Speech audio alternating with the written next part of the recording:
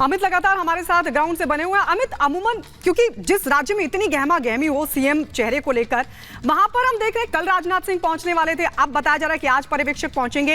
मतलब ऐसा लग रहा है कि कोई जल्दबाजी नहीं है। तो क्या सीएम का चेहरा पहले से तय हो चुका है, इसलिए इत्मीनान से पर्यवेक्षक पहुंचेंगे और विधायकों से बातचीत करेंगे और नाम का ऐलान कर देंगे? अमित, ऐसा है क्या? गायत्री, जो आप कह रही है उसमें दोनों बातें हो सकती हैं। देखिए, एक तो मनाने और बनाने, जी बिल्कुल गायत्री, जो आप कह रही हैं मनाने और बनाने की कोशिश होगी, यानी जिसको मुख्यमंत्री बनना है उसे बनाना है और जो मुख्यमंत्री बनना चाहता है और वो नहीं बन सकता उसे मनाना है, और इसीलिए डिले हो रहा है। देखिए, पहले तो सब कुछ फिक्स हो चुका था तीनों राज्यों के लिए, क्योंकि सिर्फ फॉर्मेलिटी बाकी है, लेकिन राजस्थान का पेंच इसलिए अड़ा हुआ है, इशारों इशारों में समझिएगा। 65 विधायक वसुंधरा राजे से मिलते हैं, 30 विधायक सीपी जोशी से मिलते हैं, उसके बाद वसुंधरा दिल्ली जाती है, जेपी नड्डा जी से मिलती हैं और पार्टी के तमाम बड़े नेताओं से मिलती हैं। वो जयपुर पहुंच चुकी हैं। कहने के लिए कोई कुछ कह नहीं रहा है, लेकिन नंबर्स जो गायत्री वो बताते हैं कि किसके पक्ष में विधायक हैं और किसके पक्ष में विधायक नहीं है। लगातार बने हुए हैं, विधायक कुछ कह रहे हैं, नेता कार्यकर्ता कुछ खुलकर बता पा रहे हैं उनको कौन चाहिए राजस्थान में? आप देखिए गायत्री, जिन विधायकों से मेरी बात हुई या जो पब्लिक के सेंटिमेंट्स हैं, दो नाम सबसे ज्यादा उभर कर आए हैं, वसुंधरा राजे, ओम माथुर। सीपी जोशी तीसरे नंबर पर दिखाई दे रहे हैं और इसीलिए सारा पेच फंसा हुआ है, क्योंकि किसी भी नेता को यह अगर लग गया कि उसके समुदाय संप्रदाय को महत्वता नहीं दी गई है, इसका सीधा असर 24 पर पड़ेगा। और इसीलिए बीजेपी के लिए इस वक्त बहुत टेढ़ी खीर है। राजनाथ सिंह को इसलिए पर्यवेक्षक बनाया गया क्योंकि वसुंधरा राजे के बहुत करीब से उन्होंने काम किया है। राजस्थान के जो बड़े बीजेपी के लीडर है उनके साथ उनका बहुत अच्छा ताल्लुक रहा है, 2 बार के पार्टी के अध्यक्ष रहे हैं, तो जो कामकाज का सलीका तरीका राजस्थान का वो समझते हैं और इसीलिए उनको पार्टी के अंदर रखा गया। के साथ साथ ही मध्य प्रदेश में भी तय होना कि आखिरकार मुख्यमंत्री कौन। आपके पास लौटे उसके पहले ये बड़ी खबर मध्य प्रदेश में कल विधायक दल की मीटिंग बुलाई गई है। शाम 4 बजे विधायक दल की मीटिंग हो गई और आज भोपाल पहुंच सकते हैं तीनों पर्यवेक्षक, जिसमें मनोहर लाल खट्टर के लक्ष्मण और आशा लाकड़ा है पर्यवेक्षक है। ये पहुंच सकते हैं आज शाम तक और कल शाम 4 बजे यहाँ पर विधायक दल की मीटिंग बुला ली गई है और यहाँ तय होगा विधायकों को मनवाया जाएगा या मनाया जाएगा, ये भी देखना होगा कि आखिरकार मुख्यमंत्री की कमान इस बार किसे मिलती है। 20 साल तक जिसे मुख्यमंत्री की कमान मिली थी, यानी कि या शिवराज सिंह चौहान को, क्या वो एक बार फिर से मुख्यमंत्री के तौर पर नजर आएंगे या भारतीय जनता पार्टी एक नए चेहरे को मुख्यमंत्री पद की कमान देने वाली है, ये भी देखना होगा।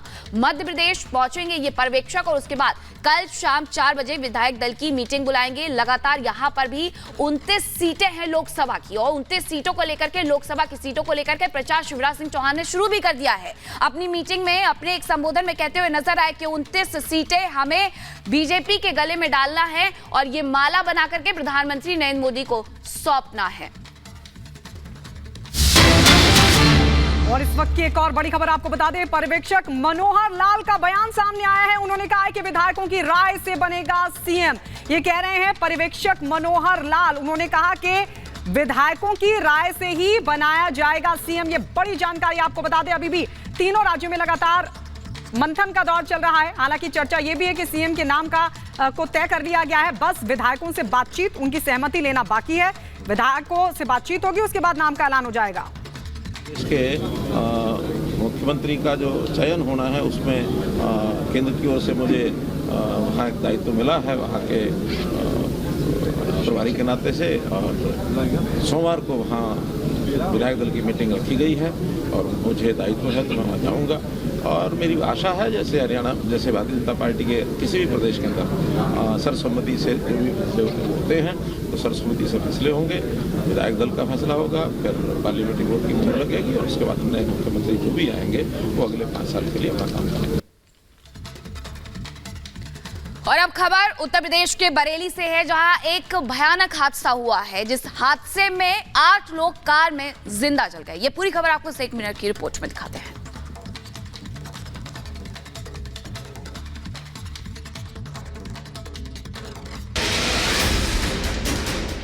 लपटों में घिरी कार की इन तस्वीरों को गौर से देखिए। ये वही कार है जिसमें सवार 8 लोगों की जिंदा जलकर मौत हो गई। बरेली नैनीताल हाईवे पर कार और डंपर की जोरदार टक्कर के बाद जो हुआ उसे सुनकर आपके रोंगटे खड़े हो जाएंगे। हाईवे पर 2 वाहनों की टक्कर के बाद बाहर आई सिर्फ कार सवार लोगों की चीखें। कार का दरवाजा नहीं खुला और 8 सवार जिंदा जल गए। ट्रक से उसका डंपर से उनका टक्कर हुआ है और कुछ देर तक गाड़ी घुसी। के दौरान तत्काल आग लगने के कारण ये घटना हुई है। आग लगने के कारण जो अंदर लोग उनकी मृत्यु हुई है और एक ड्राइवर जो था वो गाड़ी के नंबर से ड्रेस आउट हो गया है और उसके बाद में 2 और अन्य लोगों की पहचान कराई गई है। हादसे के बाद दमकल की गाड़ियों ने बड़ी मशक्कत के बाद आग पर काबू पा लिया है। सभी शवों को निकालकर पोस्टमार्टम के लिए भेज दिया गया है। मृतकों में एक बच्चा भी शामिल है।